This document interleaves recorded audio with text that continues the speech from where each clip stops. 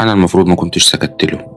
الراجل اللي عامل لي فيها مدير ده، انا كنت قلت له انا ماشي وابقى ورينا هتعمل لي ايه. هو انا امتى هبطل اسكت وقت الخناقه بقى؟ والرد الصح بيجي في دماغي بعد الخناقه ما تخلص. يوه. الكاتبة فيرجينيا وولف أحد أشهر الكتاب الإنجليز في القرن العشرين، ومؤسسة طريقة اسمها تيار الوعي في السرد الأدبي. ودي يا مولانا طريقة كتابة بتحاول تنقل التفكير الداخلي للشخصية اللي في الرواية لحظة بلحظة. يعني ببساطة لما تيجي تقرأ رواية بالأسلوب ده بتشوف الشخصية من جوه وبتعيش مكانها. الأسلوب ده مش بس غير الأدب، ده كمان علماء النفس استخدموه عشان يفهموا بعض الأمراض النفسية زي الاكتئاب والهلاوس من منظور المريض. فتخيل واحدة بدماغ فيرجينيا دي ما كانتش عارفة تعبر عن مشاعرها، وكل ما تتكلم مع حد يتهمها بالجنون، ونتيجة لكبت المشاعر دي فيرجينيا انتحرت. الحقيقة يا مولانا إن كتم المشاعر لفترات طويلة فعلا بيأثر على المخ. المشاعر اللي بتتكتم ما بتضيعش، بالعكس بتتراكم جواك وبتتحول لضغط نفسي مستمر. ومع الوقت الضغط ده بيبدأ يبان على جسمك في صورة أعراض جسدية نفسية زي آلام في العضلات والمفاصل، خمول وإرهاق، تشوش في التركيز، وضعف في الذاكرة من غير سبب واضح. فما تستهونوش بمشاعر غيركم مهما كانت مش مفهومة بالنسبة لكم. ما تنسوش الفولو. سلام.